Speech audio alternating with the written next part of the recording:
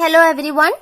In this video, we are going to talk about balanced and unbalanced forces.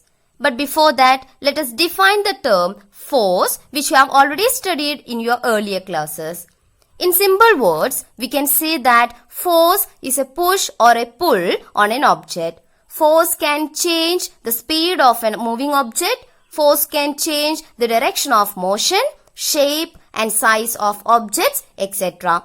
Now, consider this box, and if we apply or if we push this box from here, it moves to the right, no? Okay, now if we apply some force on it in this direction, what happens? It moves to the left. Right, but now if we apply two equal forces, but in the opposite directions on this box, what happens? See, one force is applied to the right, another one force is applied to the left. That is, two forces are opposite in direction, and let the magnitude of these two forces be the same. That is, if we apply 10 Newton force, okay, Newton is the unit of force. If we apply 10 Newton force to the right and 10 Newton force to the left, okay, we apply 10 Newton force to the right and 10 Newton force to the left, then the box will not move. That is, though two forces are acting on the box is not moving. Such forces are called as balanced forces. Balanced forces do not change the state of rest or state of motion of an object. That is, balanced forces are the forces acting on an object and do not make any change in the state of the object. That is, any time if there is a balanced force on an object, the object would stay at rest if it was at rest, or the object would continue moving at the same speed in the same direction if it was initially in a state of motion.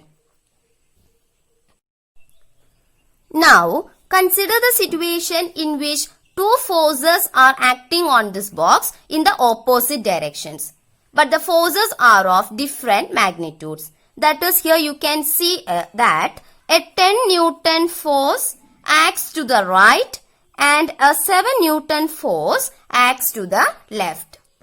Okay, so here two forces are acting on this box. One is to the right, another one is to the left. Okay, this force is 10 Newton, this force is of magnitude 7 Newton. So these two forces are acting in opposite directions. Okay, but you see this magnitude of you see the magnitude of these two forces. This one is of 10 Newton and this one is of 7 Newton. So in which direction the block would or this box would move? The box would move to the right, no? Okay, that is, the box would move in the direction of the greater force. Okay, 10 Newton is greater than 7 Newton. So the box would move to the right. Okay, so the net force acting on this box will be to the right and the box would move to the right.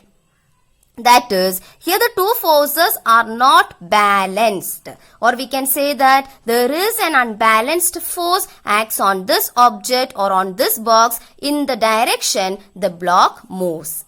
The unbalanced force acting on an object brings the object in motion. So, the forces that cause a change in the motion of an object are unbalanced forces. Now, consider a box kept on a rough floor. Suppose a child is trying to push this box. If he pushes the box with a small force, okay, this represents the force applied by this child on the box. Okay, so if he pushes the box with a small force, the box does not move, because there will be a frictional force which arises between the two surfaces in contact. So this actually represents a force applied by the child, and this actually represents a force which is a frictional force acts between the bottom surface of the box and the surface of the floor. Okay, the length of the straight line, no, it is actually proportional to the magnitude of the force. Okay, so between the bottom of the box and the floor, floor's rough surface, there will be a frictional force which balances the pushing force, and therefore the box does not move. Okay, this actually represents a frictional force and this is the pushing force. Okay, the frictional force actually balances the pushing force and therefore the box does not move. Okay, next consider the child pushes the box more hard and he applies more force now. So you see the length of the straight line is, it has more length than this one. Okay, that means the pushing force is more here in this case. So the child pushes the box more hard. That is, he applies more force now, but the box still does not move because the friction force still balances the pushing force.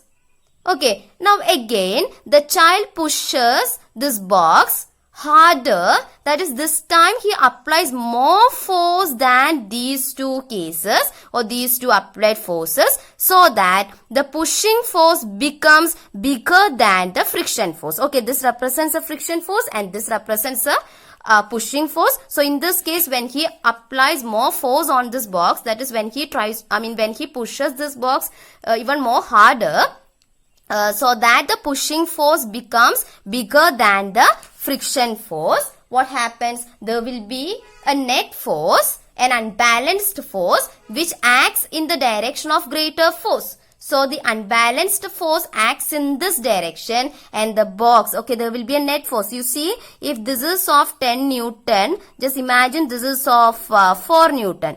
Okay, so there will be a net force which acts in the, there will be a net force, there will be an unbalanced force which acts in the direction of greater force. So you see here, what will be the net force? 10 minus 4. 10 minus 4 is what? 6 Newton. So there will be a net force of 6 Newton. There will be an unbalanced force of 6 Newton which acts in this direction of greater force. So the unbalanced force acts in this direction and the box starts moving in this direction. That is to the right. Okay. So in this video, we have discussed about balanced forces as well as unbalanced forces. Balanced forces do not change the state of rest or state of motion, that is state of an object. The unbalanced force acting on an object brings the object in motion. That is, the unbalanced force causes a change in the motion of an object or change in the state of an object. I hope you understood these two concepts. Thank you.